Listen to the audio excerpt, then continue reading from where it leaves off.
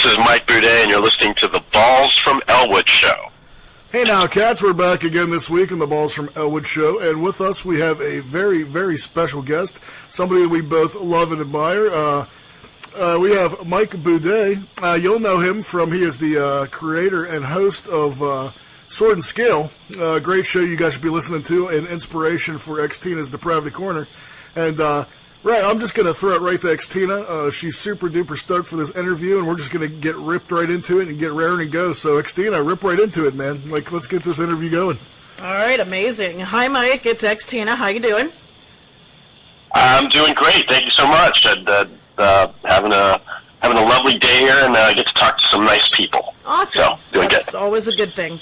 So, I'm amazed by your show. I mean, it really got me hooked instantly, and I'm sort of a new listener. I just sort of discovered you in the last probably 6 months or so, and I've managed to listen to every episode, and I joined the Patreon, and I've listened to every Plus episode, so yeah. Oh, thank you. Thank you for that. A little obsessed, and hence the fact that I now have a part on Ball's show, because he got sick of me telling him about all this stuff and said, can you just I can't listen to all this. Just let's tell everybody and just do a part on my show. Well, no, you got to see where I'm coming from too, Mike. It'll be like 7:30 in the morning. I'm not awake yet. She's talking about all this depravity and shit. I'm like, I'm not even awake. Yeah, I'd watch my back if I were you. So, what got you into this? I mean, were you always a true crime buff? And I mean, do you have like a journalistic background? Because you sure sound professional. Thank you. No, I don't have a journalistic background, and yes, I was always into it, though I didn't really realize it for a long time. It took me a long time to actually figure out the genre that I wanted to do a podcast about, and I tried doing several other types of shows before Sword and Scale that were in varying degrees of goodness. Probably not very good at all. They're probably all pretty crappy, but but I eventually figured it out, and it was kind of a weird, dark place, dark time in my life when it just hit me, and it was like I'm going to bed every night and I'm watching like Forensic Files or The First 48 or Dateline and or American Greed, and I was like, I gotta. This is it. This is the genre. This is the thing I can do that. Yeah, nobody else has done this yet. And when I did it, there was nobody else out there doing it. It was really just a handful of really small pods that hadn't really done anything, hadn't really taken off, and I was like, I can do it better. I can do it better than anybody else. So let's do this. Nice. No, that's good to be inspired that way and to get it going. That's amazing. Now, do you ever get? I find myself getting, sometimes I'll have to take a little break and walk away for a few days or maybe even a week or so because I find myself getting a little crazy maybe, or my personality gets a little wacky. Do you ever get like... Balls, I'm telling you, watch out, man. Yeah. Watch out for this one. See, I wasn't joking, man. Like, I mean, I get it, though, because, like, if you deal with that kind of stuff, sooner or later, I would imagine it would take a toll on you, correct? Because, like, I mean, our personality changes after a while, and I'm like, you got to step back from this shit, because you're getting a little wackadoodle, Yeah, it definitely does. It definitely does affect you.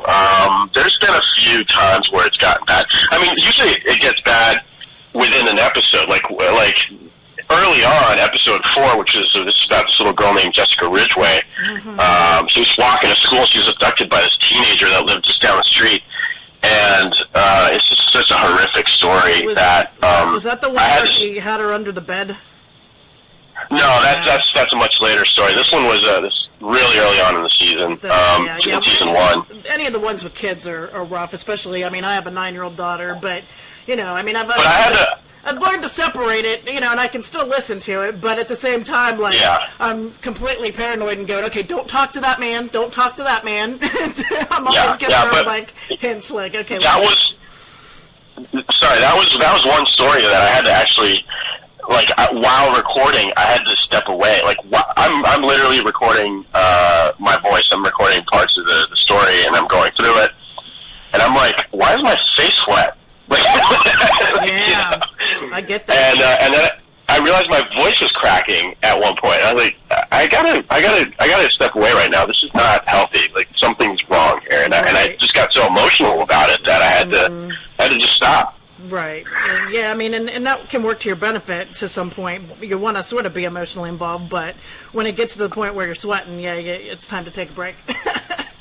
So, you know, what I do love the best about your podcast, in addition to obviously the great reporting on the true crime, is the amount of snarkiness you provide and sarcasm, because, you know, I myself am a fluent in sarcasm, and you know, I love it. It cracks me up, and I understand, however, and as we all know, you know, when you're a sarcastic person and you have a social media page or, you know, what have you, that doesn't really translate well and can kind of get you in trouble at times. I feel like you have a story about that.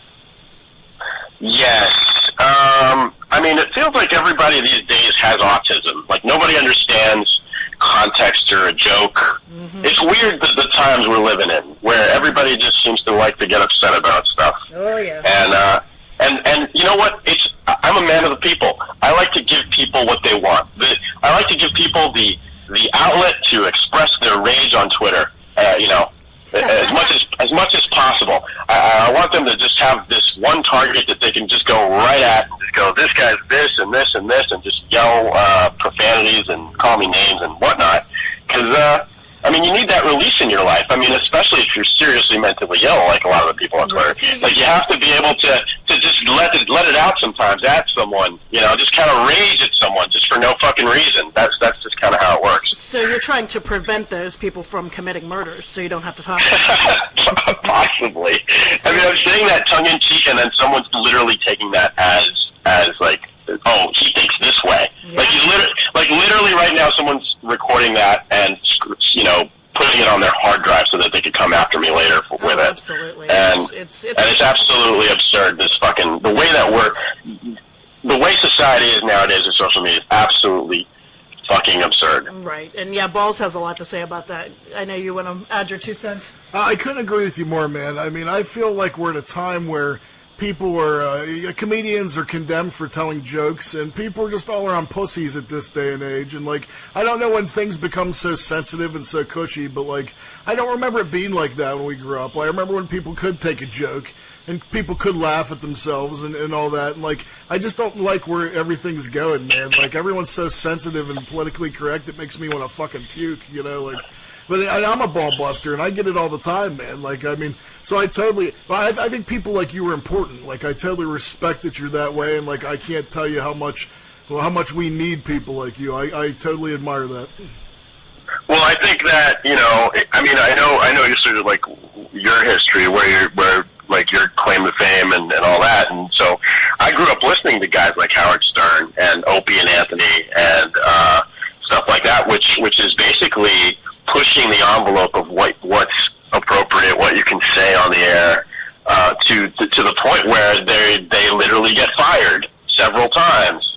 Right. And they just keep pushing that envelope because society needs that. Society needs a little pushback sometimes in the realm of the PC culture that we're living in today. The don't hurt anybody's feelings. You got to use this person's pronouns because otherwise they're going to get very upset at you, right. And they're gonna go after your livelihood and your job, or just attack you as a person. But nobody sees the irony of that. Oh, so you're calling somebody out for being a jerk, but then you're going after their fucking livelihood and their entire existence, and you're calling them horrible names, and you're basically demonizing them and putting them on a cross just because you disagree with the words they used. Yeah. I don't know about that. I know. What happened to this free speech? And then those are the same people that'll claim they're pro free speech, but they're not. They're not. Yeah, they're not. And it's neither of any of these social media companies nowadays. I mean, Twitter's deplatforming extremely popular, famous people that just they don't politically agree with, mm-hmm. or maybe just a little too extreme with their jokes or too extreme with their views, and they're literally taking away their accounts and taking away their voices by doing so. Because nowadays, I mean, social media, you got to admit, it's ubiquitous in the country. It's pretty much taken over. Mm-hmm. media in general. Like regular media, traditional media looks at social media for cues on they get their news. The traditional media nowadays gets their news from social media, and it's absolutely ridiculous. It's because it's mostly opinion. Right. But I do have a lot to say on that. But I'm going to stop right there. We can have a whole episode on that for sure. But yeah, absolutely. So I guess to switch gears here, let's talk about your new and exciting lifestyle. I am totally jealous because for those of you who don't know, Mike has become a gypsy, and he basically left his home and grabbed up the dog and grabbed up his, computer, and he is essentially moving around from city to city and staying in hotels here and there, and that's just such an awesome thing to do. I would love to at some point in my life get that opportunity. So I guess A, what made you decide to do that, and B, how's it going? And C, how many orgies have you had so far? Oh, Lord. Well, I'm culturally appropriating gypsy culture. That's basically what I'm doing. It's basically something I wanted to do after just sort of a big life change back home, and also just the sort of wanting to get out of South Florida for many, many years, and just kind of always having a reason why it was better to stay than to leave, and just kind of getting stuck there. Right. And the bottom line is I really don't know where I want to go, so why not make it into an adventure and just figure out. Yeah, and also, make all the haters jealous with all the cool places I'm going to. Hey, you might wind up in Boise Falls, Idaho, and you never knew it was the greatest place ever. I don't think I will. But maybe not. Maybe we're reaching. But Pittsburgh's a nice place, and we would love to have you here, so. Thank you. I have my dog with me. My dog is 15 years old, and we're currently in Atlanta. Okay. He's from Atlanta. And so whenever I take him for a walk, he seems to sort of recognize. I don't know. Maybe I'm just imagining it, but it seems like he recognizes his home, and he's back. The air. Happy to be here. He smells the air. He's like, hey, I pissed on that before. I pissed on that before. Nice, yeah. That's awesome. So, speaking of your meetups, so I see you do these meetups every so many months, and you go around different places in the country. What exactly do you do? Just hang out with fans and BS about true crime? Yeah, well, it's weird. It's weird to call yourself a celebrity. I don't think of myself as a celebrity. I'm sort of a pseudo-celebrity, like a fake-ass celebrity. Balls calls himself a Z-grade celebrity. Every once in a while, someone recognizes him, and it's to me, it's the most hilarious thing in the world. But yeah, so I'm sure you're finding that an adjustment as well. It is. So what I like to do is, we have these meetups, and maybe 30 to 70 people come out, usually in that range. Mm-hmm. And I just basically try to get around to talk to every single person that comes, and just spend a little time talking to them about what they want to talk about, or their favorite episode, or what other podcasts they listen to, and stuff like that. And it's a lot of fun. Usually what happens is, because everybody goes to these things with the same interests at heart, they end up talking to each other and eventually forget that I'm even there. So I just kind of like walk around and jump into conversations every now and then. But it's really fun. I think a lot of people enjoy it. They I'll take pictures with anybody that wants to take pictures, and I'll sign whatever, autographs are stupid, but I'll sign an autograph if they want me to. And it's just a lot of fun. It's just like a big hangout with a bunch of really cool people. And usually the fans we have are amazing. They're really, really nice, really great people. And the ones that come out just want to go talk about some murder shit and have a good time. And it's really a lot of fun. Yeah, I find it amusing that, pretty much the coolest people are people that are fans of, like, true crime. And maybe we have more sympathy. I don't know. Maybe, is that what it is? I don't know. I don't know. I think a lot of people love true crime. I think the people that don't, it's weird. Our audience is 70 to 80% female. Yeah. And the people that don't like true crime are usually like dudes that are like very much into like dude things, like sports and fishing and race car driving and stuff like that. And it's sort of like a weird, I think it's like a weird physiological, biological thing because they don't like the idea of murder and having to protect your family or your girlfriend and stuff. Like that's all. Those are stressors for dudes usually, as opposed to for women, it's almost like being aware, hyper aware, and hyper vigilant, and knowing all these facts and things is almost like a plus, and it's almost like entertainment. It's almost they're so used to it that it's almost like a thing that they consume for entertainment. So it's a weird dynamic. Absolutely. Yeah, So I guess I'm more on the feminine side of things, I guess. Yeah. Than nothing I don't fish. I don't race cars. Yeah, so there you go. Well, that's all right. Nothing wrong with that. What's the craziest thing? And I guess especially since most of the crowd is women, what's the craziest thing a fan has asked you for? Well, I'll tell you what happened at the Orlando meetup, which I was just at. Somebody brought a pair of teeth with them and handed them to me. Yeah, and it was a forensic dentist, and they weren't real teeth. They were actually cubic zirconia teeth, so they were sterile. It wasn't like somebody's teeth, but she decided to bring in a pair of human teeth with her and to gift me. That's lovely. So that was a weird one. Yes. I'd say that's pretty weird. That qualifies. That qualifies as weird for sure.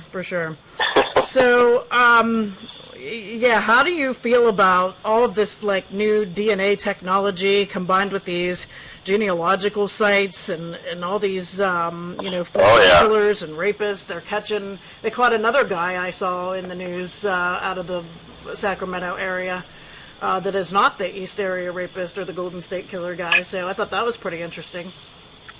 Yeah, it's weird how we're getting so technological that it's harder and harder to hide. I mean, I must have seen every episode of Forensic Files by now, and I know that's quite an undertaking because there's got to be like over 20 seasons of that show. I can't remember how many, but it's always interesting because they always have like some weird new technology that they figured out. But the show is also like pretty old at this point, and it's not like that trajectory of technology advancing ever stopped. They're still coming up with more and more creative, interesting ways to catch these perps. And it's fascinating. There's that whole DNA thing is interesting, but I think the even more sort of like scary trajectory that we're headed towards. And I know that some of the talk radio guys like Opie and Anthony and Stern and all these guys have talked about this, and Jim Norton as well. The fact that we all are not just happy to, but actually go out of our way to purchase devices that eavesdrop on our conversations while we're in our own homes. And I'm talking about the Alexas and the Google devices and that's some Big Brother stuff right there, man. Yeah. Oh yeah, and if you look at some of the guys that have gotten in trouble in the past, like some of what was that? Wasn't that like the basketball coach that got in trouble for saying some stuff to his girlfriend? I remember now. Yeah, and he was being recorded by wasn't it a hooker or something? I don't even know. Yeah, some woman that he was having an affair with, and she recorded it. But he was recorded in his own home having what he thought was a private conversation. And now we're installing devices in our own homes to record basically 24/7 all of our activity within our own home. And those things are listening even when they're not, even when you're not calling them. So it's pretty fascinating. I think things are going to get really interesting.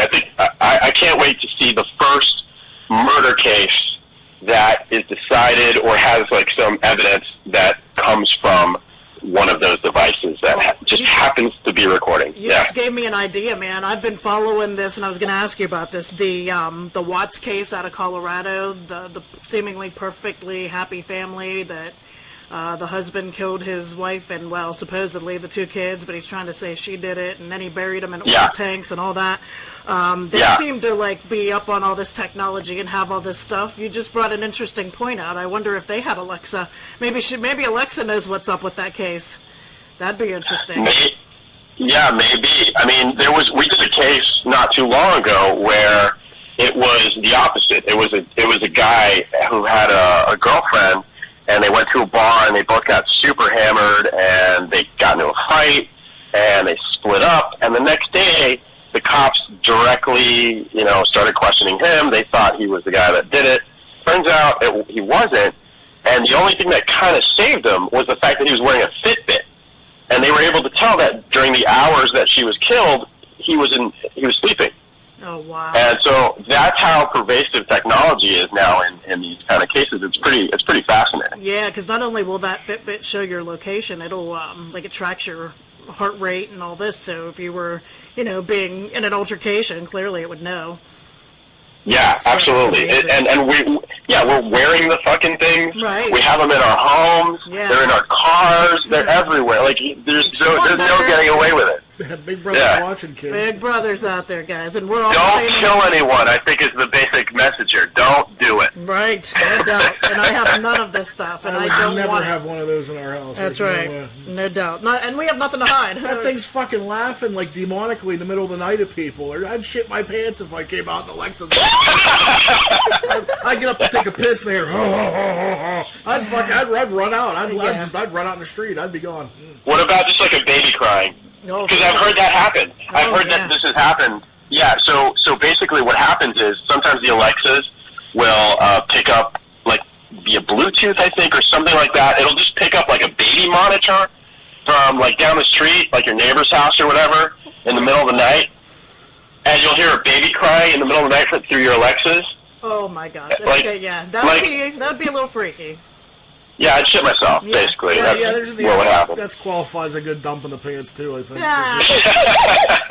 Oh, boy. Well, speaking of dumps in the pants, there's a question Balls always likes to ask. Here, see if you want to take this one on, Mike. All right, Mike. You seem like a good sport, buddy. So everybody has a good shit their pants story. I'm assuming that you may have one you could share with us? I'll tell you one of the most embarrassing stories that's like that. But I was just a kid. I was in first grade. I was in first grade in Shenandoah Elementary in Miami, and I got in trouble I passed a note to a buddy of mine, like a good friend that lived down the street from me, and we were just like passing notes, like telling jokes to each other, like just doing jokes. Right, silly things you do. Yeah. And I think what happened was, I had seen an episode of Saturday Night Live the night before. I had seen like a little bit of it, and there was some sort of joke where the punchline was like something like, and your mother's a prostitute, or something like that. Right? And so we're exchanging jokes back and forth, and then I write, your mother's a prostitute, and I send it to him. Nice. And he goes and he tells the teacher, and I am in trouble suddenly. And then the teacher makes me stand in the corner of the room. That's the punishment. So she makes me stand in the corner of the room for the rest of the class. Oh boy! And the thing is, the corner of the room happens to be it's like a big area. So there's 4 classrooms, and it's basically the corner of the room is the middle of the whole set of the 4 classrooms. Oh boy! So basically, I'm standing in the middle of the 4 different classrooms of all little different ages of kids, and I really gotta pee, and she will not pay attention to me. She's just like, I've had it with you. I'm not paying attention to you. So I'm like really just kind of doing the squirming thing where I'm just like crossing my legs and just kind of like I gotta go. This little girl that was there in the back row who was kind of cute and I kind of liked, she was looking at me like, what's he doing? What's wrong with him? And so eventually, long story short, I pissed my pants and I ran to the bathroom and she saw the whole thing. Oh, but she was the only one that saw it? I would like to think so. I kind of like look back on it and hope that that's the case, but I'm not exactly sure. It could ruin a kid's life. I remember a kid who peed his pants in 2nd grade, and he didn't even fare well in high school after that. So everybody knew it was bad. Poor guy. Yeah, luckily I didn't stay in that school for very long, but yeah, it was a little traumatic, and I still remember that clear as day. Absolutely. Oh, wow. Well, I wanted to ask you this. So never shit, though. Never shit my pants. No, never shit the pants, no. Thank God. Not yet. I mean, I'm getting a little older, so eventually, but not yet. Yeah. Oh, my goodness. So, I guess, maybe you might shit your pants if you look at people outside in the world nowadays. That'll do it.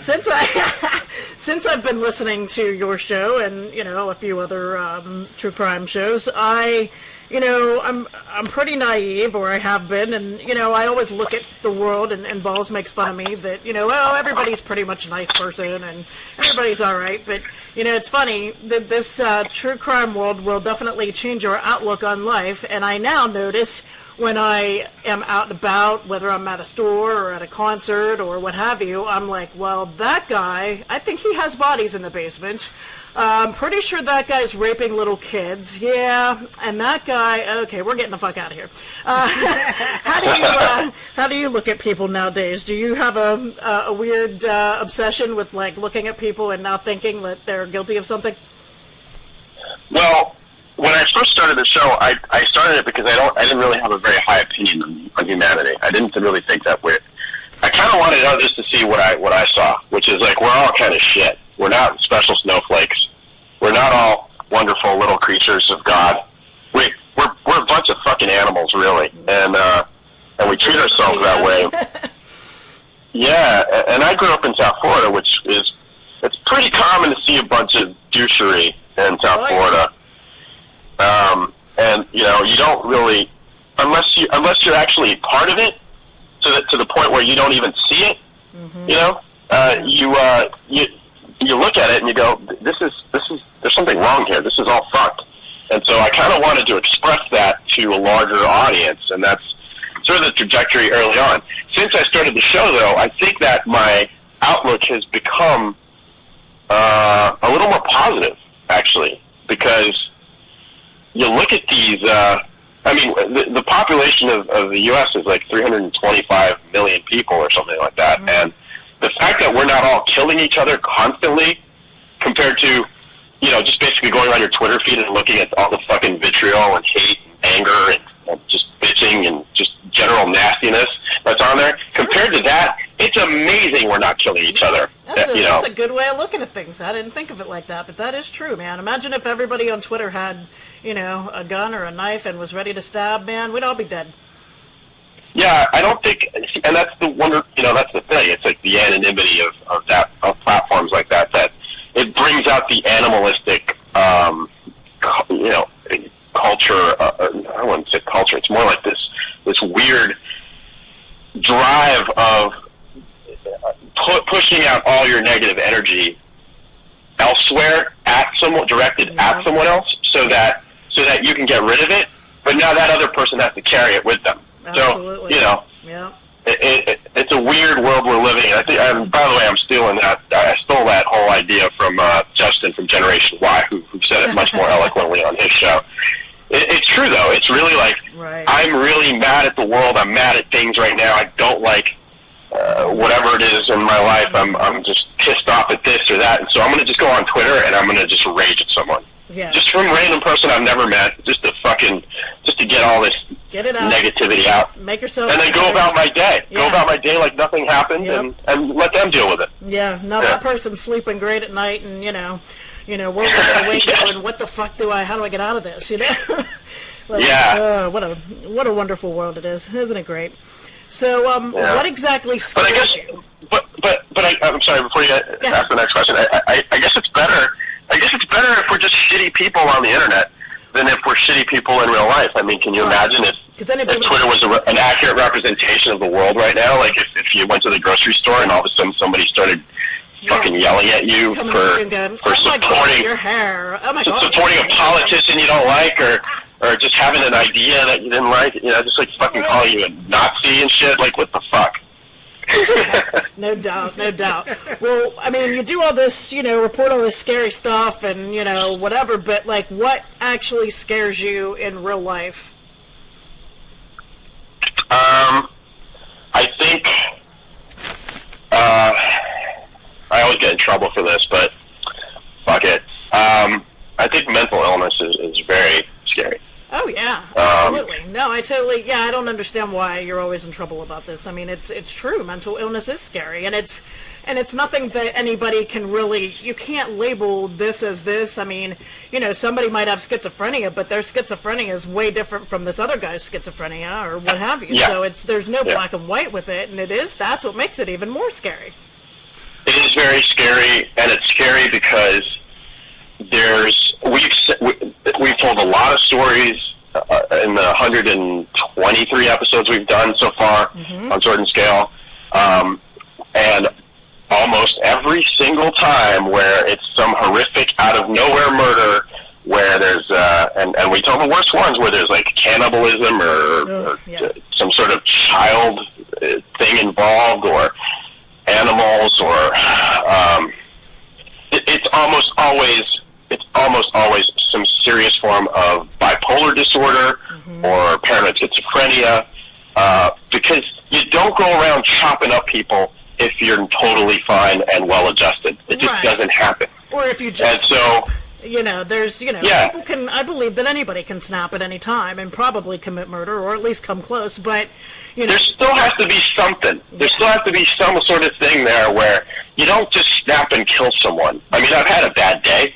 I've never thought about killing anyone or actually, I mean, to even take those steps, like that's right there, that's crazy. Like, and then to go beyond that and cut them up into little pieces and, make a stew. Yeah, but I do have to say this, though, like, you think there's this sort of, like, picture of what a crazy person is, and it's like the homeless guy talking to himself at the street corner.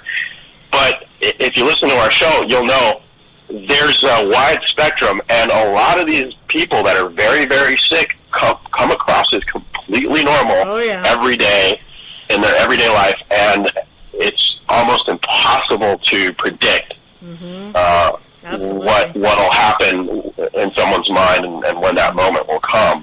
Well, and so, just like your motto goes, the true give me a little true monster. The worst monsters are real. Yep.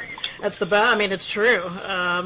And it's sad. But yeah, every time I listen to an episode, I'm like, ooh, I can't wait to Google. I have to know what they look like. But I have to wait until the episode's over because I don't want to ruin it for myself. But yeah, it's always so interesting because you picture this person in your mind and they're just like, holy shit, man, that looks like, Mr. Executive Businessman. You wouldn't expect, But I get in a lot of trouble because people, again, it's the PC culture. Everybody has to feel good and everybody has to, just have a good time. Just feel well and feel like everybody either accepted and well adjusted, even if they're not. And so the way that I see it is, I get shit for just talking about these stories and talking about these cases and basically saying, and he was very, very sick. He was very mentally ill. Right. And the thing about it is, that doesn't create a stigma. That basically creates the need for change. That creates basically the demand for change in the public, because the public is basically self-interested. The public wants to know that their family's protected, that they're safe in their home, that some crazy person isn't going to break in and kill them in the middle of the night. That kind of stuff is much more effective in changing policy and making things like universal health care and universal, treatment of mental illness possible. If you just sit back and go, oh no, don't stigmatize the mentally ill just because they're mentally ill. They won't do anything bad. That doesn't cause anything. Nobody, nothing to see here. Yeah. Like, if you do that, then nobody acts, and we just kind of keep the status quo, and nobody does anything about it. And it doesn't help anyone. It doesn't help anyone at all. Not at all. Yeah. I think the thing that scares me about it, too, the most is we live in a society where Big Pharma just pumps these people full of, pills. And I mean, how many times, they don't go to jail when they commit, abominable acts like you report and discuss. They go to, a mental health place, and eventually they get out and very well do it again. I mean... it's very, very, very difficult to get away with murder in the United States if I mean, the legal defense for mental illness as a reason for getting away with murder almost never happens in the U.S. Yeah. It happens in Canada a lot. Oh, yeah? It doesn't happen in the U.S. Wow. So, yeah, it's not like that. I don't see that as an issue. I don't think people are actually getting out of jail and then going out and killing people. That's not really a thing. I think what we do need, and I do think that those medications are actually very beneficial to someone with some very serious bipolar disorder or schizophrenia and things like that.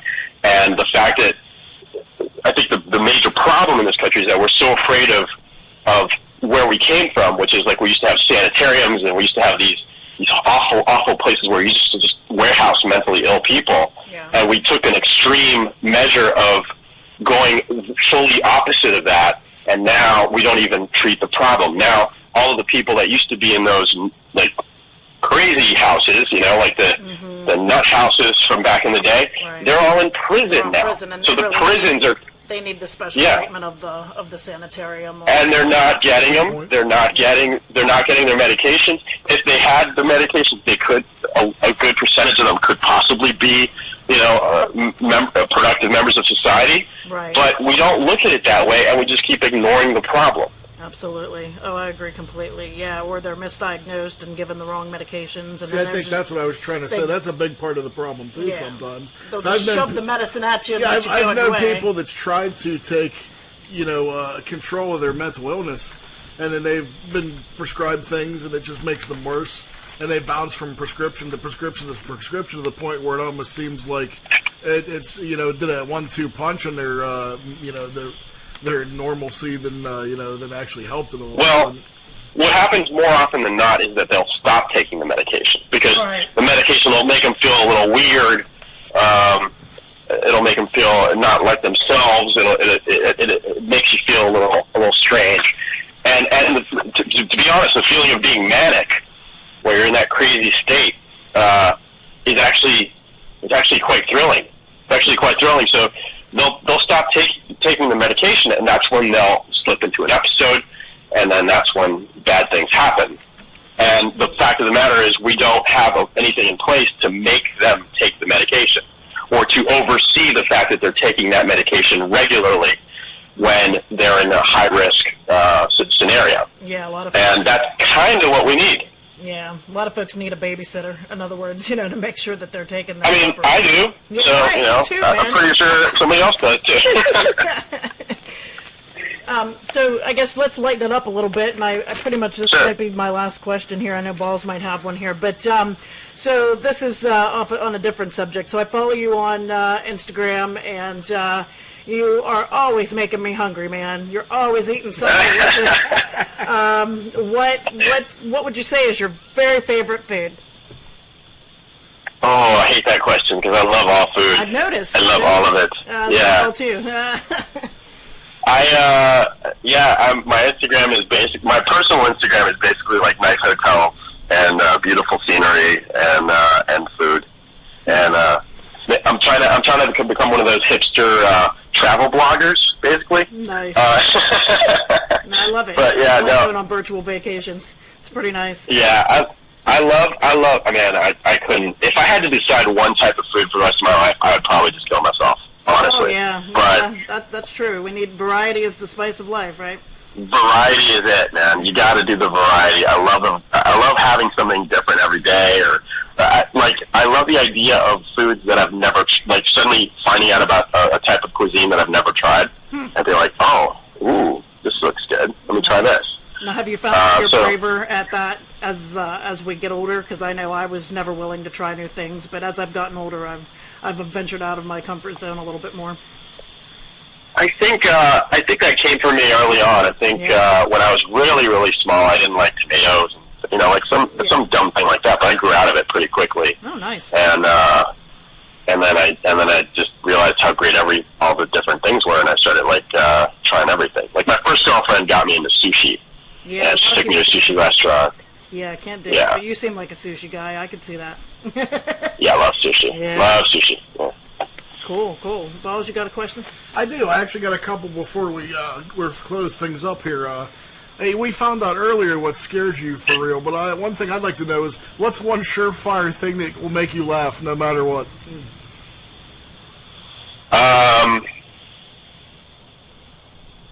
Surefire thing that will make me laugh. See, I'm not big into the slapstick type stuff. I don't like slapstick. I don't like the Three Stooges type of comedy. I kind of like a little bit more of an adult type of comedy. Fart jokes don't go a long way with you then. Yeah, fart jokes don't do anything for me. I'm not a big into that. Not big into it. But I kind of like something that makes you think, and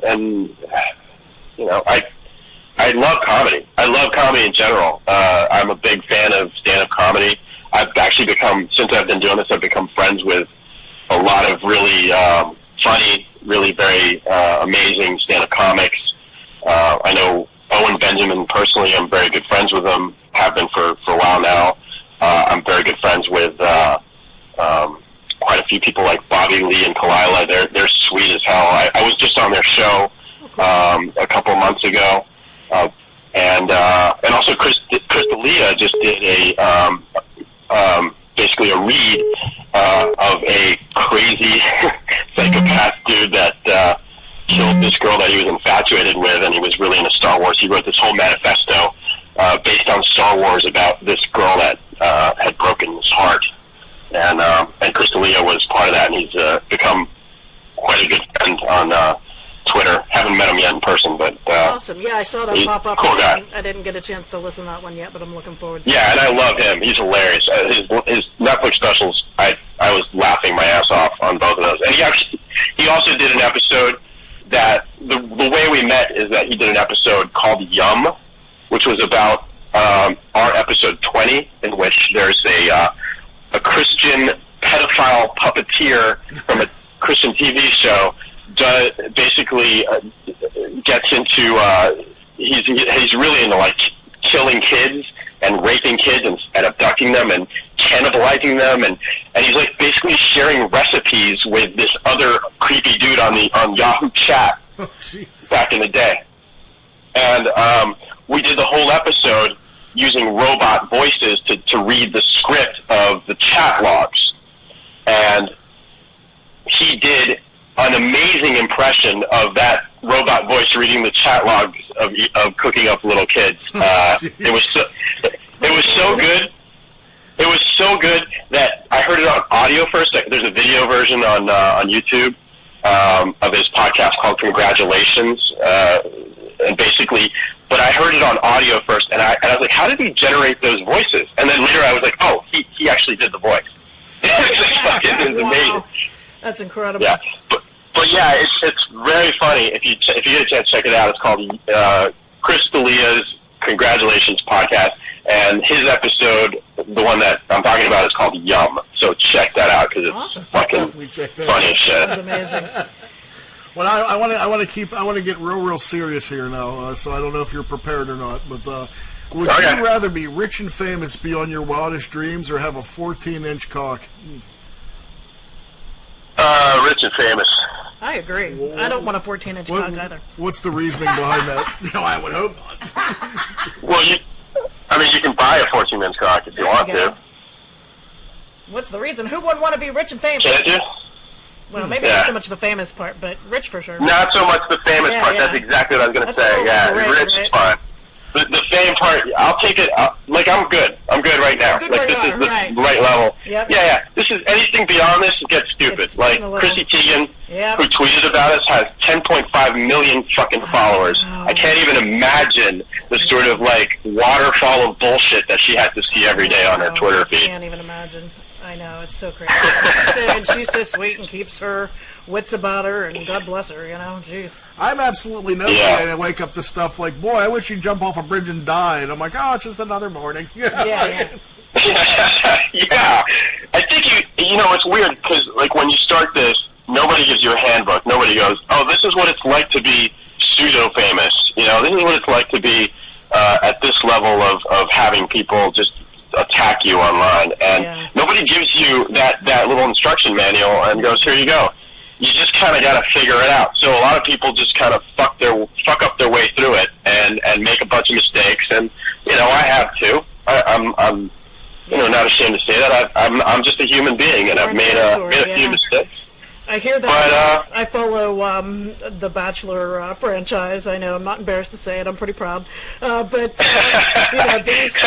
those guys too. Like, I feel so bad for them because, they're famous, but they're not really famous, and they went on a stupid reality show, and they're getting harassed in public, and people are trying to videotape them in the bathroom. I mean, it's bizarre. Oh, that happened to me. That happened to me in the last meetup. Oh my God.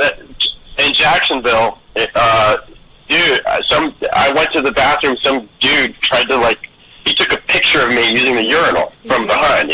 Oh my. Yeah, and I was like, and then there was another guy there, and I heard the snap, the little camera thing, and I was like, did that guy just take a picture? And I just thought that, but then he left, and the other dude that was there said that was weird, and I was like, what? And he's like, that dude just took a picture of you. I was like, I knew it. Oh, my God. And so I walked right up to him in the bar afterwards, and I was like, did you just take a picture of me pissing? And he said, he's like, yeah. Oh, wow. I was like, why? He admitted it. Yeah.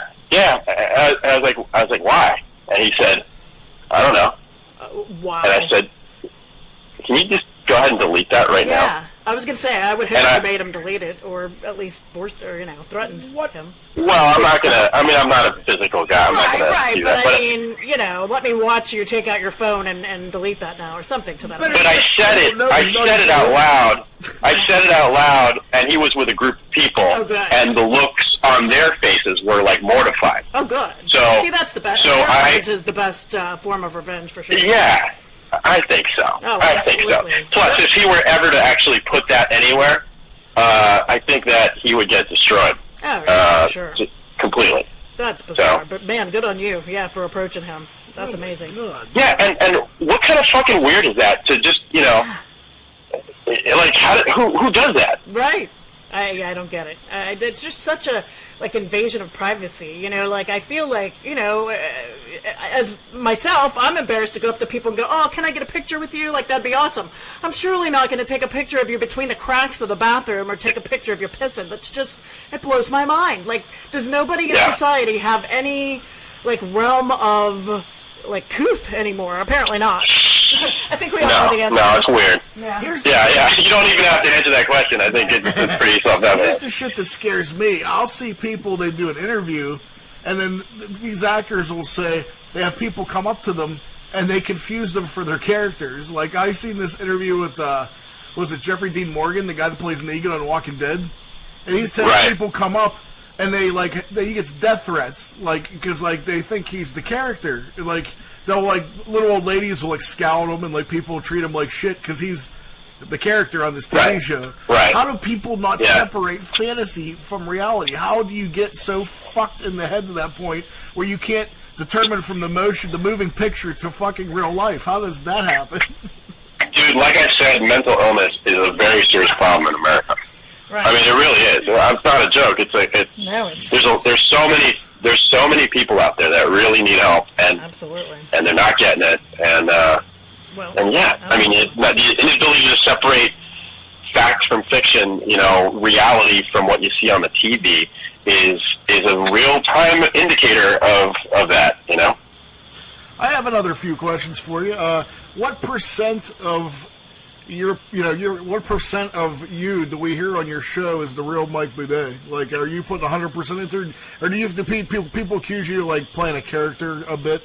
Because I know people say I kind of play a character a bit, or is that 100% me? I'm like, I don't know. So sometimes I feel like I am playing a character, and sometimes I'm like, no, maybe I'm just this fucking kooky all along. So I mean, are you 100% on the radio, or I mean, you feel like you play a character here and there? I play myself. I'm myself on the show completely, 100%. I play sort of a character on social media. Yeah. Because it's fun. It's fun. It's fun to take a piss of these assholes that are so. They have a broomstick stuck. To dig the knife a little bit, twist it a little. Yeah. They got that broomstick stuck so far up their ass that they just cannot even see a joke if it's on a fucking Goodyear blimp in front of them. Isn't that the truth? And so I do like to take a piss at them sometimes, and I do play this sort of character that doesn't give a fuck what they think and all that. But I actually, I'm a human being too. I kind of do. Yeah. I kind of do care what people think. It does sort of get to me sometimes when there's so many people out there that just don't get it. Just basic. Like, I think if you have a conversation with most people, if you just sit down and you just talk to them, a lot more comes through. Maybe that's it. Maybe it's the fact that it's all just in a bunch of like 100 and something characters on Twitter or whatever, right. and the sort of like personality doesn't come through. But I think that if you sit down and you talk to them, you start to realize you're not that far apart. You're not that you're not some all the names they call me. You're not some misogynistic, racist asshole. Yeah. Douche, cunt, motherfucker. That whatever. Right. It's just and that's part of. I think that these meetups are kind of helpful for that. When people come out and get to figure out who I actually am, and they're mostly fans of the show, but so there's a big portion of the population out there that's still going to assume what they want about me. But I think you can only do so much. Right. Can you, off the top of your head, cite one particular example of where somebody's taken your humor in the wrong way? Yeah. So we did an episode on this dude that was having an affair. He ended up killing his wife. He was having an affair with this dominatrix. Oh, yeah. Is that Bob? Yeah, Bob. Oh, I love Bob. Yeah, Master Bob. Yes. Master Bob. Bob's the man. Yeah. That's hysterical. One of my favorites, yeah. Yeah. So I said something. I don't know what I said at the end of the show. I always say something at the end of the show. And it's always like a little warning or whatever. It's like, don't.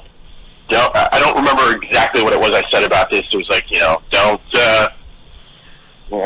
have a secret dominatrix and stay safe. I remember. Or something like, I can't remember what it was, but some dumb shit on Twitter was like, stop kink shaming. First of all, I've never heard of that word before. I don't know what the fuck kink shaming means. It sounds really stupid. What the fuck? Yeah, wow. Yeah. Second of all, he killed his fucking wife. Right. To go have an affair with a dominatrix. And so, literally, I pointed this out on social media, and I started calling myself Master Mike. And, so good. And, people didn't get my humor, I guess. See, some people didn't. We appreciate your humor, Mike. Absolutely. We pretty much have the same humor, so that's, I guess it's no one, right? I will forever refer to you as Master Mike from this point forward. So. Thank you. Master Mike, I got one more question for you, man. And your interest or obsession with true crime, has it ever caused a strain on any personal relationships or your friendships? I mean, how do people react that you're so into something? I mean, is it hard to dedicate time to other people for you? No, I don't. Most of the people that my mom started listening to the show. She loves the show. Oh, wow. And I was like, where did this come from? It's most of the people I know, I mean, love the show, and they get, they like it, or the ones that have heard it really like it, and they get it, I don't think it's weird to me how people are so uptight about, like, true crime, especially when I meet more people around the country and they say that they were really into true crime, but they were afraid to tell their hubby or their boyfriend or whatever, whoever. I'm like, why are you afraid to tell somebody you're into this genre? It's been around forever, right? And it's on TV. Just put on. There's 2 whole channels devoted to this genre. Exactly. Clearly, you have Oxygen and that's crazy. Investigation, Discovery, and Oxygen are built their whole franchise on this genre. There's a reason for that. People like it. People like to hear about murder stories. Absolutely. So, Well, speaking of which, I would love if you would stick around. I'm going to do my little segment I like to call the Depravity Corner, and I have a little local story here that happened this week. If you'd like to stick around and give some commentary on it. Absolutely. All right. It's actually it's a different one. Do you want to do your introduction, Balls? He does this nice little introduction for me. Go ahead. Hey now, cats, we're back this week, and with us, we have a very special guest for XTina's Depravity Corner. You know her, you love her. Here's XTina and special guest Mike Boudet from Sword and Scale. Let's get right into it. Hey, this is pretty amazing. I started doing this Depravity Corner because of listening to Sword and Scale, so now I have Mike here with me. Hi, Mike. Hi, very sweet of you. Thank you. This is amazing. So, I always do these stories, and I don't go into the wonderful, great stories that you do and produce as well, but I come up with a little something, and we chat about it and discuss it, and it's usually pretty ridiculous and all that. And sometimes I even reference your show and get people to listen. So I do what I can. Well, thank you for that. Sure. So this week I wanted to talk about, this is a local story here out of Pennsylvania, in this little boondock town of Masontown, Pennsylvania, out of Fayette County. Oh yeah, there's maybe 2,000 people that live there, if even that. So I have relatives there. Yeah. So who lives there? I have relatives. Oh, you have relatives there. Yeah. Oh my Lord. Well, hopefully it isn't these people. I hope not. So. Basically, what happened was, imagine you're getting up to go to, the magistrate. Now, this isn't even, court. This is just, I messed up and got a speeding ticket, and I got to go fight it. And so you go to these little magistrate offices, and you see a judge, but you don't go through security detectors or any of that. It's just a little building. So Wednesday morning, a group of folks, probably 20 or 30 of them, got up to go fight their traffic citations or their whatever citations, and all of a sudden, they're sitting in the waiting room at a little after 9, and they start all getting shot. And there's judges, and there's cops, and everybody everywhere, and they're getting shot at. And what in the world could possibly be going on? And luckily, there were cops there, and they were armed, and some of them were in plain clothes because they're there to testify or what have you. What happened was there was a man who came in to kill his wife. And the reason he was at the courthouse, it wasn't even the courthouse. This is what kills me. I don't even know why this would go to a magistrate and not to the courthouse, but he was being arraigned for domestic violence against his wife. The previous month he had tried to strangle her, and so she had gotten a PFA against him, which those do so well. So he decided to strengthen the case of the prosecution is what it is. Absolutely. So he came in, why not grab a gun and go to the place where they're potentially going to put you away and try to shoot everybody. So, but not only is he not, he's trying to shoot the ex-wife. Okay, whatever, you want your ex-wife dead, but he's shooting at cops, and he's shooting at little old grannies and God only knows who and why. It's beyond me. But the good news is this is kind of a tale of depravity with a twist of happiness, because it actually worked out great. 4 or 5 people got shot, including the wife, but she got shot in the hand. All these people were... Here's what I like. In the hand? She got shot in the hand. Yeah, he apparently didn't have a very good aim. So why are these suicide killers, suicide shooters, always so bad at aiming? Yeah, you think they'd take a course or something? You think they'd practice a little more, right? So, why wouldn't you just go to the range once in a while? Just, just get your aim a little better. I don't know. So, yeah. Apparently strangling her with a belt wasn't enough. And this is all because she wanted a divorce, by the way, because apparently, he's a little psycho. So I don't know why she would want a divorce from this wonderful man. So anyway, something of joy. I know. Long story short, she gets shot in the hand. People are coming to her aid, and they're, I like these stories when it does bring people together. I hate it, but there are nice things that come out of things like this. So these people are, they're all helping each other. They're whatever, and there's cops jumping over furniture, and it's like a crazy shootout scene, and they're trying to get at like a him. John Woo movie. Oh, it was crazy. So, and this is all, like I said, a little podunk magistrate office. I've been there before. It's so I crazy. can't believe this. This is blowing my mind. So they, ultimately, the cops shoot the assailant, and they shoot him dead. And luckily, out of the other 4 people that got shot, nobody, like, had a major injury. Everybody just got shot in the hand, a leg, or what have you. So it's kind of a tale of greatness. But, you know, so the only guy that died was the bad guy. So that's like a rare happening, and that's pretty awesome. And man, I mean, hey, that lady, I kind of am happy for her, man. She doesn't have to worry about him no more, and that's pretty sweet. Problem solved itself. Problem solved itself. Don't you love problem solves itself? I love it, because the stories like that where you end up with the cops shooting the bad guy, you don't hear about, why did they shoot him 30 times? Wasn't one bullet enough? Like, you don't hear that kind of shit. Yeah. But everybody's happy he's dead. Everybody's rejoicing about he's dead. They teach cops not to stop shooting until they're 100% sure that the perp is dead. Yeah. And that's sort of like the thing you hear nowadays, the whole controversy, the whole, like, shitting on cops constantly and talking about how bad they are. But, yeah, you know what? Most of them keep you safe at night. So there's that. That's the truth, man. That's their job. But, yeah, I don't know. It's pretty crazy. But, hey, I guess she got her divorce. She don't have to worry about him no more. No piece of paper needs to keep her safe. So, that's a good question for you, Mike. How do you feel about PFAs? Are they a joke, and what can we do about them?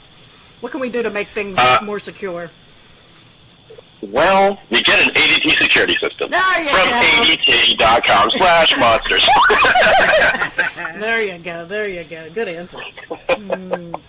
So, I don't know, man. I think, in all seriousness, domestic violence is a horrible thing, and it really is so rampant in our society. It's the whole, like, I get pissed off at the term toxic masculinity, because you're basically grouping up a bunch of the entire male race, they're basically half of the population, and you're basically calling them evil.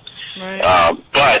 But there is a sort of, like, machismo entitlement bullshit that I do recognize in a lot of dudes out there, that, you know, you don't have the right to get the girl that you're obsessed about to like you.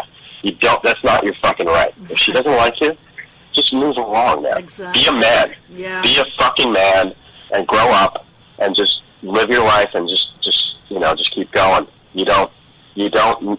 She doesn't owe you shit. You know. But so guess what that gets back to, Mike? Mental illness. Yeah. Well. I mean. Yeah.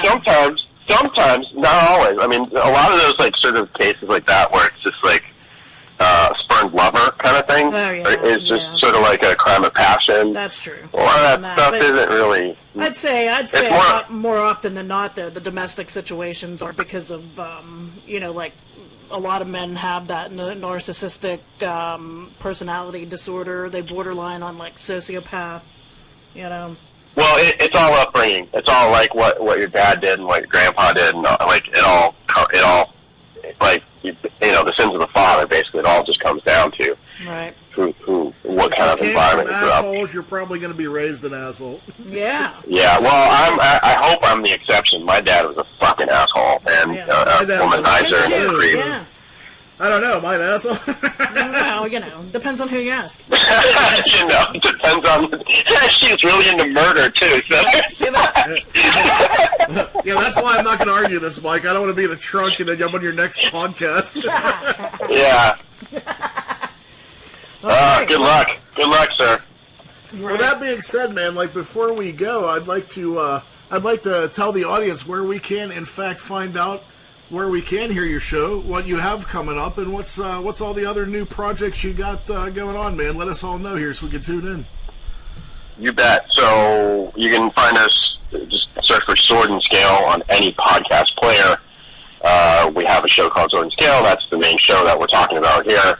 There's a Sword and Scale Rewind show, which is an after show, almost sort of like the Talking Dead for The Walking Dead. Yeah. Yeah, except without Chris Hardwick. Yes, we don't have thank him.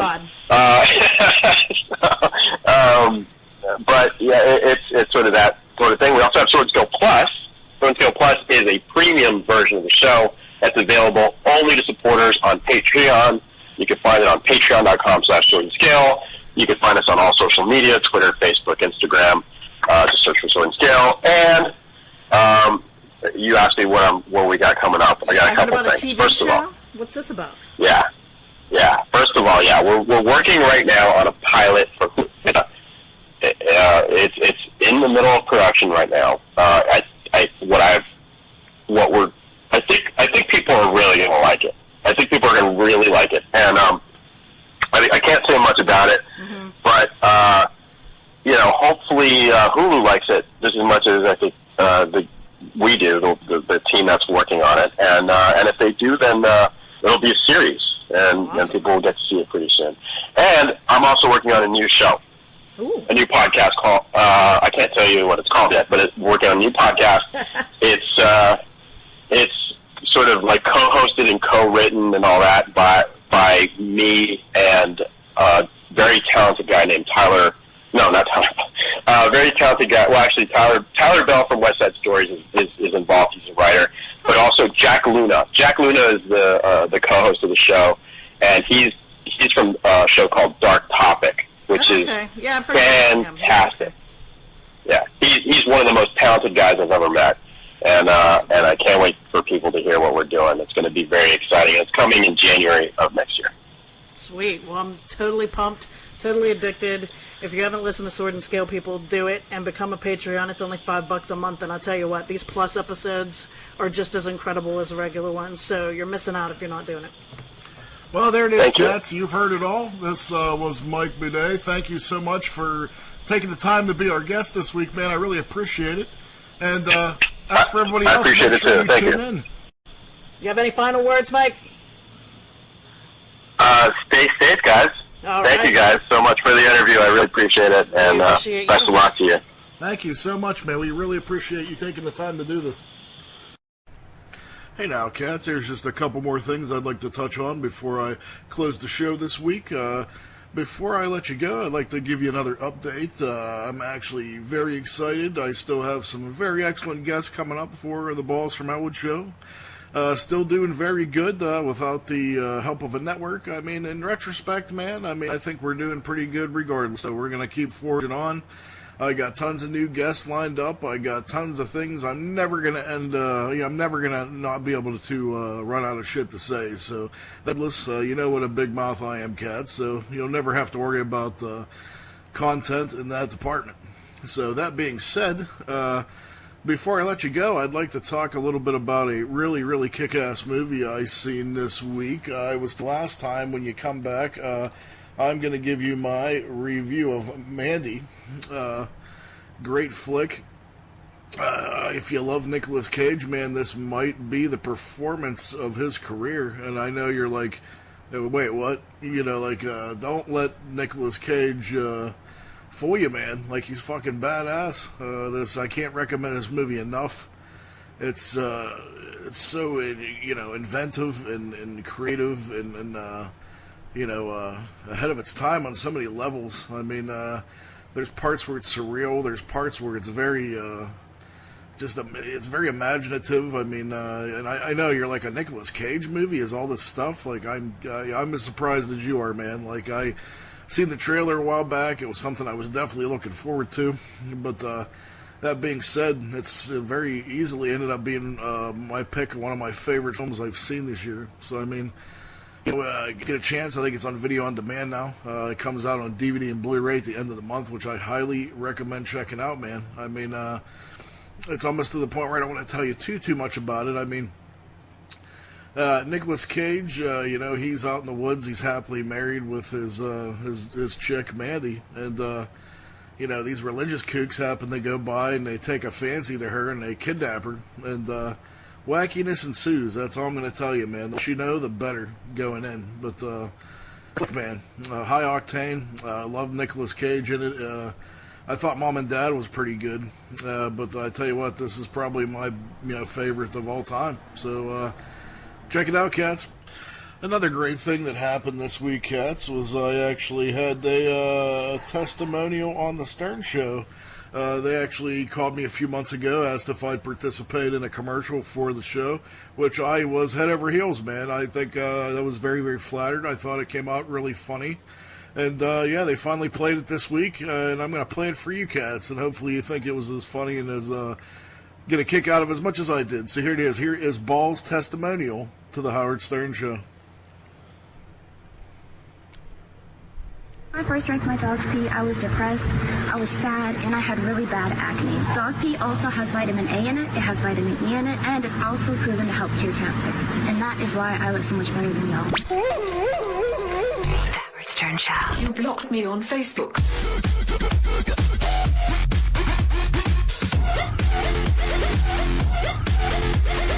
Talking to Howard Stern has never been easier.